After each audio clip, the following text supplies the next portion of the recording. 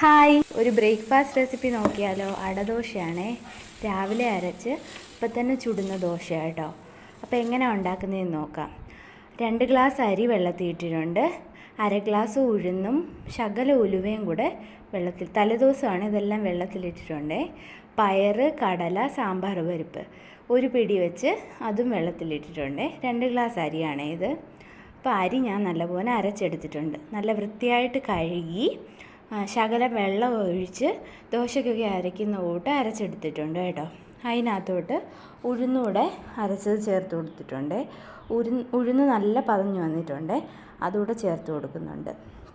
പിന്നെ കടല, സാമ്പാർ പരിപ്പും പിന്നെ പയറ് പരിപ്പും കൂടെ ഒരു വട്ടം ഒന്ന് അരച്ച് കഴിഞ്ഞ് അതിനകത്തോട്ടൊരു 4 സ്പൂൺ മുളക് പൊടി, പിന്നെ ആവശ്യത്തിന് ഉപ്പും, മാവിന് ആവശ്യമായിട്ടുള്ള ഉപ്പും, പിന്നെ കറിവേപ്പിലയും കായപ്പൊടി ഈ മാവിന് അത്രയും ആവശ്യമുള്ളത് ഇടണേ.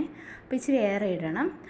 കട്ടയാണെങ്കിൽ ശകലം ചൂടുവെള്ളത്തിൽ ഇട്ട് വെച്ചാൽ മതി കേട്ടോ. അത് നല്ല അലിഞ്ഞിട്ട് മാവിനകത്ത് ചേർത്ത് കൊടുത്താൽ മതി.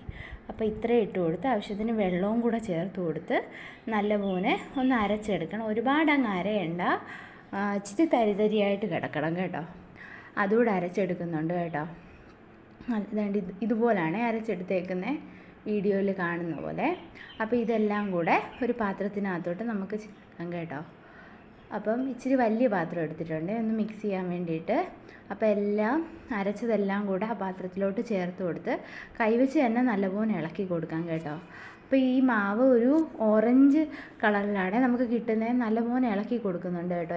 എരിവൊക്കെ ഇഷ്ടമുള്ളവർക്ക് ഇച്ചിരി കൂടെ മുളക് പൊടിയൊക്കെ ചേർത്ത് കൊടുക്കാമേ. ഇത് കളറ് കൂടുതലും എരിവ് കുറവുള്ള മുളക് പൊടിയായിട്ടോ. അപ്പോൾ നല്ലപോലെ ഇളക്കി കൊടുക്കുന്നുണ്ട്. അത് കഴിഞ്ഞ് ഞാൻ തവി വെച്ച് നല്ലപോലെ ഇളക്കി കൊടുക്കുന്നുണ്ട്. ഉപ്പ് നോക്കിയിട്ട് ആവശ്യമുള്ള ഉപ്പ് ചേർത്ത് കൊടുക്കണേ. നല്ലപോലെ ഇളക്കി മാറ്റി വെക്കുന്നുണ്ട് കേട്ടോ.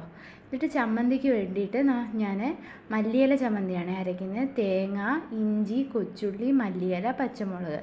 ഇതിന് പുതിനയില ചമ്മന്തി നല്ലതാണ്. മല്ലിയിലയ്ക്ക് പകരം പുതിനയില എടുത്താലും മതി. ഇതെല്ലാം കൂടെ കടു വറക്കാത്തതുകൊണ്ട് ഞാൻ തിളപ്പിച്ചാറിയ വെള്ളം ഒഴിച്ച് ഉപ്പ് കൂടി ഇട്ടിട്ട് ഒന്ന് അരച്ചെടുക്കുന്നുണ്ട്. അപ്പോൾ ദോശ ചുട്ട് കാണിച്ചു തരാം കേട്ടോ. ദോശക്കല്ലിൽ നിന്ന് നല്ലപോലെ ഇളകി വരുവേ. ദോശ നല്ലപോലെ ഇതുപോലെ പരത്തി കൊടുത്ത് ശകല എണ്ണ തൂവിയിട്ട്, നെയ്യാണെങ്കിൽ നെയ്യ് ഒഴിച്ച് കണ്ടോ മുരിഞ്ഞ് വരുന്നേ. സബ്സ്ക്രൈബ് ചെയ്യാത്തവരൊന്ന് സബ്സ്ക്രൈബ് ചെയ്തിട്ട് കാണണേ. എല്ലാവരും സപ്പോർട്ട് ചെയ്യണം കേട്ടോ. അപ്പം നമ്മുടെ ദോശയും ചമ്മന്തിയും റെഡിയാണേ. ബൈ.